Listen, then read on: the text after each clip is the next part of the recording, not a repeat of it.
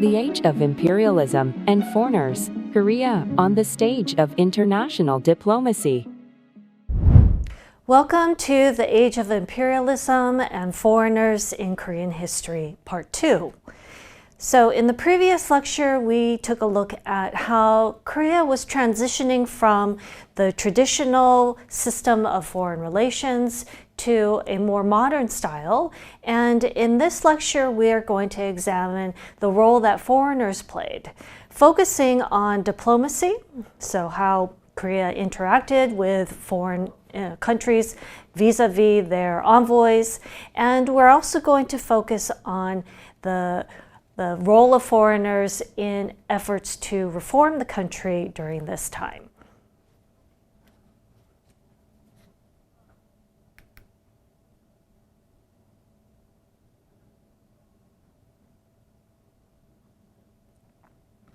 So, as way of a review, we should remember that in the 19th century, Korea was transitioning to a new world order. So one that was moving away from the traditional tributary system and the system of relations with the Qing dynasty, and then moving to a new style of foreign relations, one that was based on the Westphalian system of equal sovereign nation states. This was also a time when the geopolitical situation was starting to become very volatile. So because of Western imperialism entering into the area, there were many changes that occurred in China, and then in Japan, and lastly in Korea. And also with the expansion and solidification of the Russian Empire in the East Asian area, this started to cause many kinds of disruptions.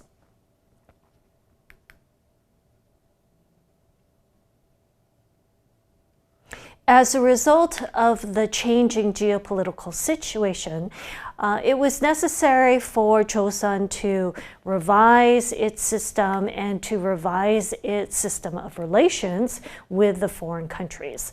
So because of Korea's physical location, its geography, where it was surrounded by these great powers with the Chinese to its west and the Russians to the north, Japan to its east, and with other Western imperialist powers entering into the area.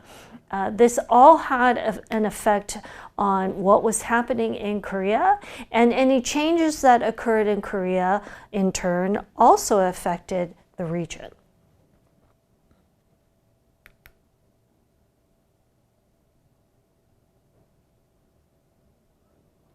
So in this lecture, we will take a look at the changes in diplomacy that occurred because the Joseon dynasty traditionally had limited its relations with other countries.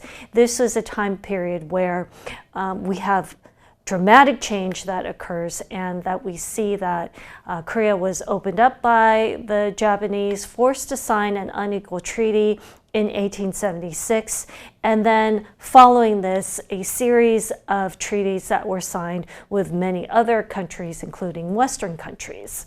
But this is also a time where Korea began to recognize that it needed significant reform. And so they started to look at different models, different countries, and consult with foreign advisors to figure out how they could go forward with these different styles of reform, different areas for reform. And what we end up with is a wide array of different ideas on how Korea can implement reform.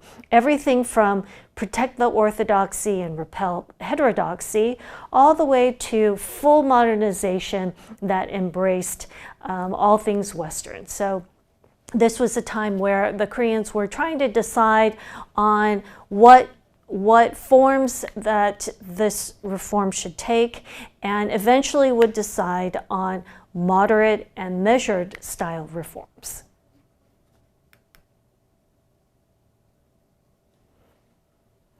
In the latter half of the 19th century, Russia would eventually consolidate its empire and finish building the Trans-Siberian Railroad, which we see here.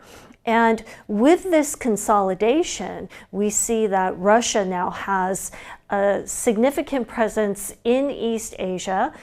They are looking at Manchuria, they are looking at the Korean Peninsula for a warm water port, and so their interest in Korea becomes heightened at this time and has a profound effect on the kinds of changes that would occur in Korea, as well as changes in diplomacy and foreign relations.